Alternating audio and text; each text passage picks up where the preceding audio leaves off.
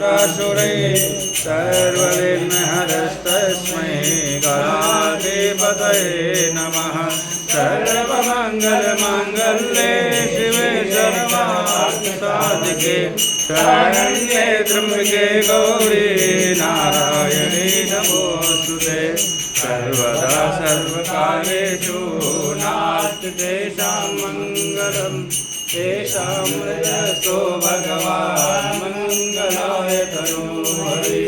तदेव लग्नं सुदिनं तदेव ताराबलं चन्द्रबलं तदेव विद्याबलं दैवबलं तदेव।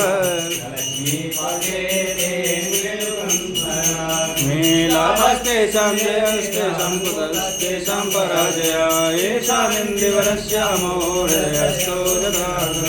यत्र योगेश्वर कृष्णो यत्र पातुर्धनुर्धर तत्र त्रिविजयो भूतिर्ध्रुवानेतिर्मतिर्मम। अनन्या चिन्तयन्तो मां ये जना पर्युपासते तेषां नित्यवियुक्तानां योगक्षेमं वहाम्यहम्।